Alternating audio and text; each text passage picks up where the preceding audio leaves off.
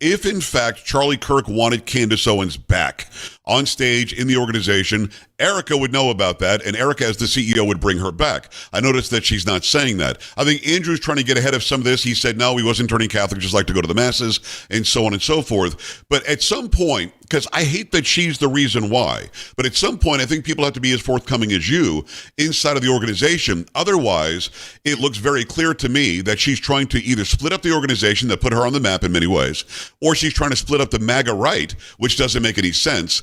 What do you think it is? Do you think it's both in one, that she's trying to somehow destroy the organization that made her a household name in many ways, or is she trying to somehow put a divide on those of us who are on the right, who are conservatives, who are basically MAGA? What is the goal? Or is it just about clicks, Josh? Just about getting clicks? Joe, I think it's all. So this is Joe Pags interviewing Josh Hammer, who Candace Owens has also made allegations against him.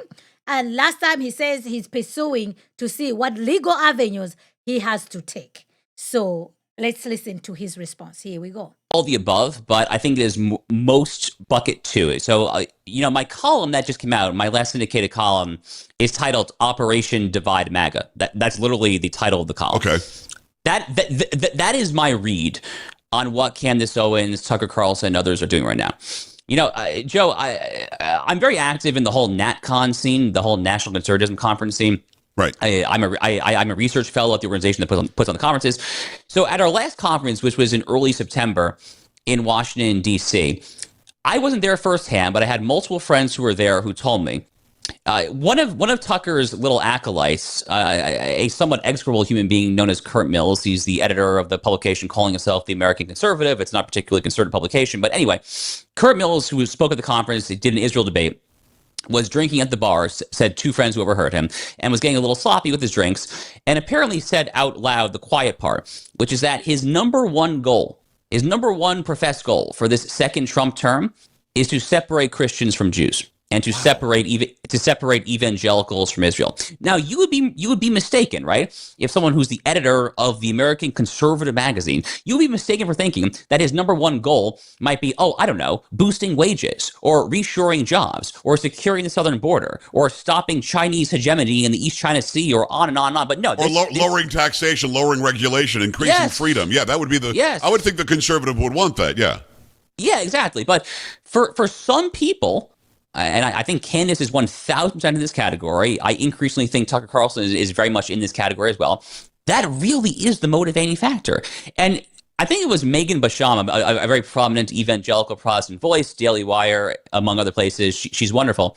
I think it was Megan Basham who put on Twitter at some point that if you're trying to suppress evangelical political enthusiasm and trying to destroy the right, one obvious way of doing it would be to focus maniacally on Israel, because everyone knows who follows politics that most evangelical Christians are very, very, very pro-Israel. And evangelical Christians are still the very core of the MAGA base. Roughly 50% of Donald Trump's voters are evangelical Christian, give or take. So it's a very easy way to try to divide the MAGA movement. And that is my actual honest-to-God take as to what the Candaces and Tuckers of the world are trying to do. I think they're trying to basically destroy the movement Donald Trump built and to build a new movement in its ashes. I don't know exactly what that looks like. Maybe it runs under a third-party label in 2028, maybe Elon Musk's America Party. I don't really know.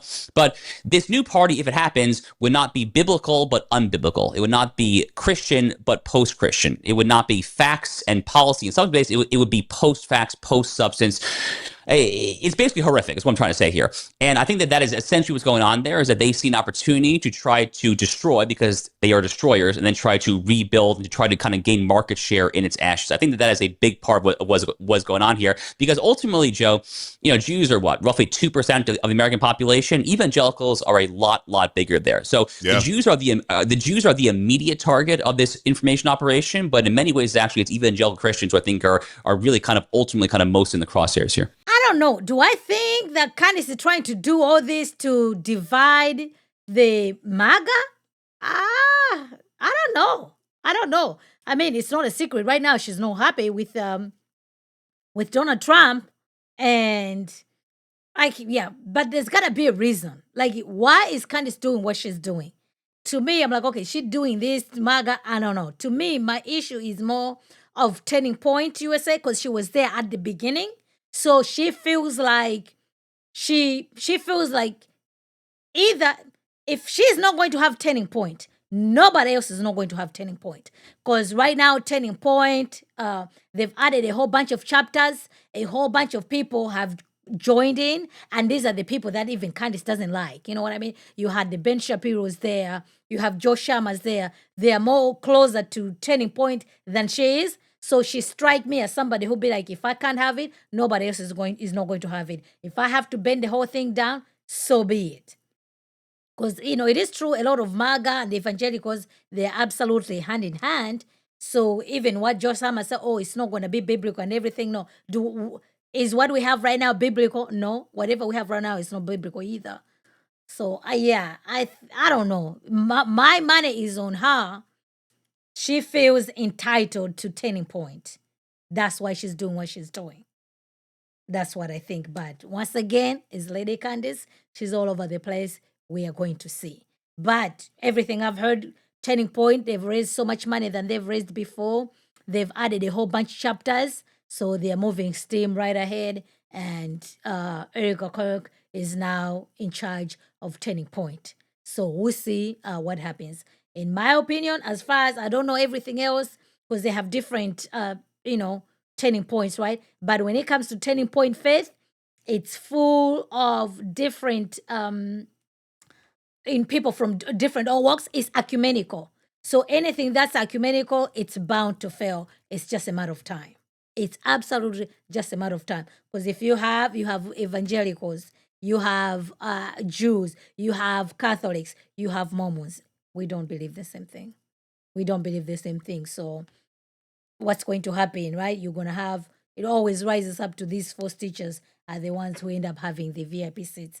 But be that as it may, we'll be here and we're going to cover it all for you guys.